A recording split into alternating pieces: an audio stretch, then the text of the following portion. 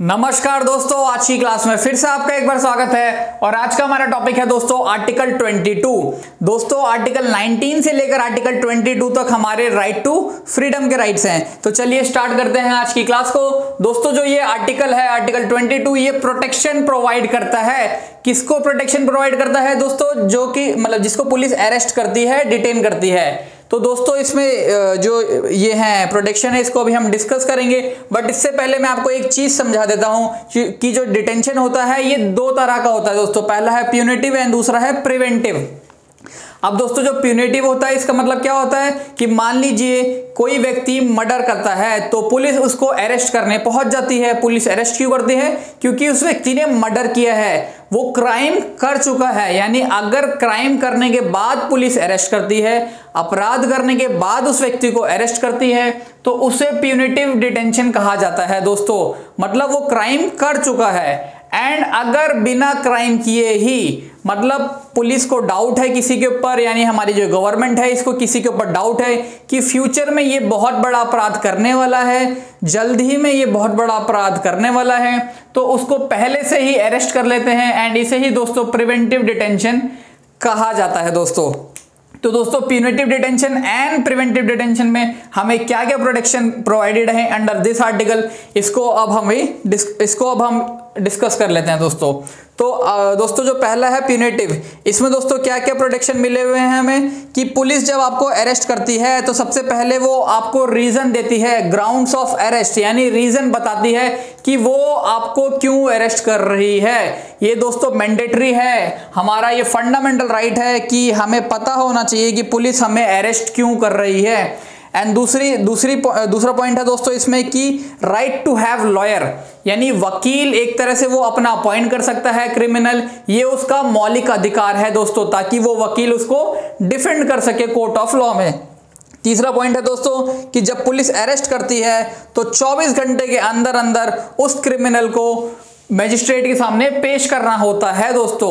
ये भी मैंडेटरी है under article 22 of the constitution.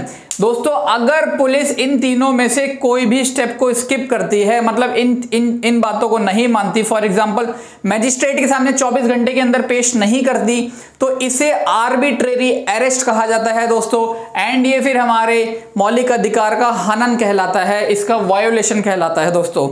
ये था हमारा प्यूनिटिव में प्रोटेक्शन जो हमें मिली थी, that is grounds of arrest, lawyer and magistrate वाली बात। अब दूसरा है दोस्तों कि प्रिवेंटिव डिटेंशन, यानी अगर आपको बिना क्राइम किए ही अरेस्ट कर लेते हैं तो उसमें क्या प्रोटेक्शन प्रोवाइडेड है।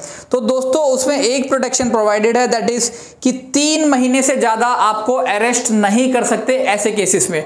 मतलब ऐसा नहीं कि गवर्नमेंट ने उठा के आपको अरेस्ट कर लिया तो जब तक गवर्नमेंट की मर्जी करेगी तब तक आपको जेल में ही बैठा के रखेंगे, ऐसा नहीं है दोस्तों। सिर्फ 3 महीने तक गवर्नमेंट अपनी मर्जी से आपको अरेस्ट कर सकती है। अगर 3 महीने से ज्यादा एक्सटेंड करना है तो दोस्तों एडवाइजरी बोर्ड होता है एंड एडवाइजरी बोर्ड की परमिशन मिलती है, तभी 3 महीने से ज्यादा एक्सटेंड कर सकते हैं प्रिवेंटिव डिटेंशन को, वरना दोस्तों आप 3 महीने से ज्यादा नहीं कर सकते। एंड दोस्तों जो एडवाइजरी बोर्ड है इसमें हाई कोर्ट के जजेस होते हैं, यानी जब तक हाई कोर्ट के जज परमिशन नहीं देंगे तब तक गवर्नमेंट 3 महीने से ज्यादा किसी को भी अरेस्ट नहीं कर सकती अंडर प्रिवेंटिव डिटेंशन। अब दोस्तों जो प्रिवेंटिव डिटेंशन ये है, इसके लिए कानून बनाया गया था 1950 में। तो दोस्तों ये आप देख रहे हैं कि देश आजाद हुआ ही हुआ था हमारा, तुरंत ही कानून बना दिया। तो इसकी जरूरत क्यों पड़ी दोस्तों? Why preventive detention?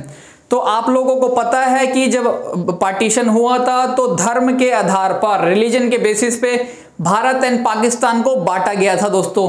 तो उस टाइम पे हमारे देश में काफी एंटी नेशनल एक्टिविटीज चल रही थी। एंटी नेशनल का मतलब दोस्तों कि हमारे देश के खिलाफ कोई एक तरह से घिनौना काम करने की सोच रहा था, कि और बंटवारा करने की, दंगा फसाद करवाने की, इस टाइप की एक्टिविटीज हमारे देश में उस टाइम पे चल रही थी, क्योंकि धर्म के आधार पर हमारे देश को बांटा गया था।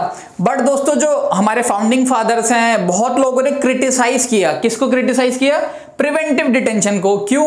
इन्होंने बोला कि सरकार का जब मन करेगा किसी को भी उठा के जेल में डाल देगी, फिर तो इसके ये फंडामेंटल राइट का वायोलेशन है। आर्टिकल 21 कहता है पर्सनल लिबर्टी, तो पर्सनल लिबर्टी तो उसकी छीन ली, अरेस्ट कर लिया उसको, वो भी बिना रीजन बताए, ना उस बंदे ने कोई क्राइम किया, ना अपराध किया, कुछ भी नहीं किया, डायरेक्ट उसको उठाया और जेल में डाल दिया। ये तो बहुत गलत बात है, उसके फंडामेंटल राइट्स का वायोलेशन हो रहा है। तो दोस्तों अंबेडकर साहब ने बोला कि ऐसा नहीं है, अगर हमारे देश में एंटी नेशनल एक्टिविटीज चल रही हैं, यानी अगर हमें हमारे देश को बचाना हो एंड देश को बचाने के चक्कर में अगर किसी दो चार लोगों के फंडामेंटल राइट्स का वायोलेशन भी करना पड़े तो वो हमें मंजूर है, because nothing above nation. Doctor Ambedkar साहब ने बोला कि नथिंग अबव नेशन, सबसे पहले हमारा भारत देश है, उसके बाद कोई इंडिविजुअल।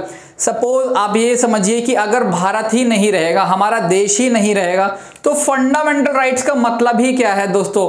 इसलिए डॉक्टर अंबेडकर साहब ने ये प्रोविजन हमारे संविधान में डाला कि जब भी गवर्नमेंट को ऐसा किसी के ऊपर डाउट हो कि वो एंटी नेशनल एक्टिविटीज कर रहा है, हमारे देश की अखंडता, संप्रभुता, इंटीग्रिटी एंड सॉवरेनिटी, सिक्योरिटी, इन सब पे अगर फर्क पड़ता है तो सरकार किसी को भी उठा के जेल में डाल सकती है अंडर दिस एक्ट।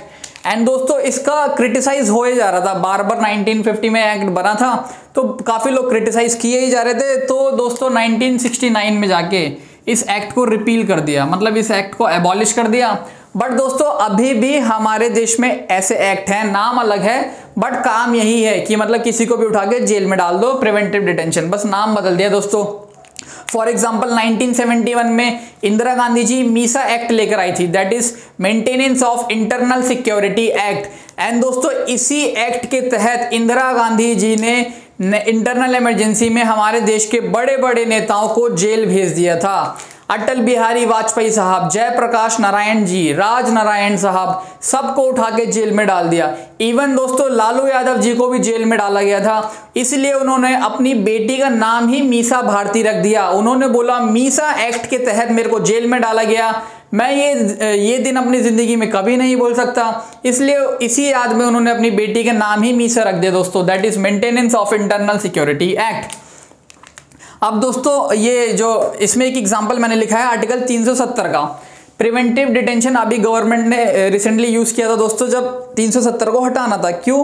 क्योंकि ये 370 आपको पता बहुत ही ज्यादा सेंसिटिव इशू था, तो गवर्नमेंट को डर था कि जो जम्मू एंड कश्मीर के पॉलिटिकल लीडर्स हैं, मतलब जो वहां के नेता लोग हैं, अगर वो खुले में रहे और 370 को हटाना भी है, तो 370 को अगर गवर्नमेंट हटाएगी तो जो जम्मू एंड कश्मीर के नेता है वो वहां की जनता को भड़काने लगेंगे। एंड अगर जनता को भड़काना शुरू कर दिया दोस्तों नेता लोगों ने, तो फिर दंगा फसाद होने का डर था। इसलिए उस टाइम पे जब 370 हटाना था तो गवर्नमेंट ने जम्मू एंड कश्मीर के जो बड़े बड़े नेता हैं उनको हाउस अरेस्ट कर दिया था, मतलब प्रिवेंटिव डिटेंशन आप कह सकते हैं उसे, कि बिना अपराध के ही उनको एक तरह से कैदी बना दिया दोस्तों, ताकि वो किसी को भड़का ना सके। एंड अगर वो भड़काएंगे नहीं तो फिर दंगे फसाद होंगे नहीं दोस्तों। तो as a preventive measure government ने उस टाइम पे जम्मू एंड कश्मीर के लीडर्स को हाउस अरेस्ट कर दिया था दोस्तों। अब दोस्तों जो आर्टिकल 22 है ये और भी चीजें प्रोवाइड करता है। वो क्या है कि ये ऑथोराइज करता है, मतलब पावर देता है पार्लियामेंट को दोस्तों। पावर किसको देता है? पार्लियामेंट को, कि पार्लियामेंट 3 काम कर सकती है। वो क्या है कि सबसे पहले तो अगर इसका जो एक्सटेंशन है, मतलब प्रिवेंटिव डिटेंशन को 3 महीने से ज्यादा एक्सटेंड करना है, तो कौन कौन से केसेस में करना है, मतलब ऐसी सिचुएशन कब कब हो सकती है, कौन कौन सी कंडीशन ऐसी है, कौन कौन से सर्कमस्टांसेस ऐसे हैं, किन केसेस के आधार पर आप 3 महीने से ज़्यादा एक्सटेंड कर सकते हैं। ये बात दोस्तों सिर्फ पार्लियामेंट ही डिसाइड कर सकता है, मतलब सिर्फ पार्लियामेंट ही बताएगा आपको कि कौन कौन से केसेस में 3 महीने से ज़्यादा एक्सटेंड कर सकते हैं। दूसरी बात दोस्तों इस आर्टिकल ने जो पावर दी है पार्लियामेंट को वो ये है कि अगर 3 महीने से ज़्यादा एक्सटेंड करना है तो वो मैक्सिमम पीरियड क्या है, कि 6 महीने है, 1 साल है, ये भी पावर दोस्तों पार्लियामेंट के पास ही है। पार्लियामेंट ही डिसाइड करती है कि मैक्सिमम लिमिट क्या हो सकती है। एंड तीसरा पॉइंट है दोस्तों प्रोसीजर। प्रोसीजर कैसा प्रोसीजर, कि जो ये एडवाइजरी बोर्ड है जो कि परमिशन देता है 3 महीने से ज़्यादा एक्सटेंड करने की, उसको क्या प्रोसीजर फॉलो करना है जब वो इंक्वायरी कर रहा होगा प्रिवेंटिव डिटेंशन की। मतलब अगर 3 महीने से ज़्यादा एक्सटेंड करना है तो जो एडवाइजरी बोर्ड क्या क्या प्रोसीजर को फॉलो करेगा, ये प्रोसीजर भी दोस्तों कौन बताएगा? पार्लियामेंट बताएगा हमारा। अब दोस्तों जो कॉन्स्टिट्यूशन ऑफ इंडिया है हमारा, COI मतलब कॉन्स्टिट्यूशन ऑफ इंडिया, ये दोस्तों पावर्स को डिवाइड कर देता है, लेजिस्लेटिव पावर्स को डिवाइड कर देता है बिटवीन सेंटर एंड स्टेट। मतलब मतलब पार्लियामेंट, सेंटर का मतलब मेरा है पार्लियामेंट, मतलब जो यूनियन पे हमारा संसद है, एंड जो स्टेट की विधानसभा होती है, क्या पावर दोस्तों डिवाइड करिए, लेजिस्लेटिव पावर, मतलब कानून बनाने की पावर, कि प्रिवेंटिव डिटेंशन को लेके अगर कानून बनाना है तो पार्लियामेंट कौन से केसेस में कानून बना सकता है, एंड स्टेट हमारी कौन कौन से केसेस में कानून बना सकती है दोस्तों। तो दोस्तों ये जो मतलब ये है लेजिस्लेटिव पावर, पार्लियामेंट के पास एक्सक्लूसिव पावर है। अगर प्रिवेंटिव डिटेंशन का कानून बनाना है तो 3 ऐसे केसेस हैं जिन केसेस में सिर्फ और सिर्फ पार्लियामेंट ही लॉ बना सकती है। एंड दोस्तों वो 3 केसेस हैं कि defence, foreign affairs and security of India. अगर इन तीनों से रिलेटेड कोई बात हुई तो सिर्फ और सिर्फ पार्लियामेंट यानी हमारा जो संसद भवन है वो ही कानून बना सकता है प्रिवेंटिव डिटेंशन को लेकर। स्टेट गवर्नमेंट, स्टेट की जो विधानसभा है वो इससे रिलेटेड कुछ भी नहीं कर सकती दोस्तों। Defence, foreign affairs and security of India.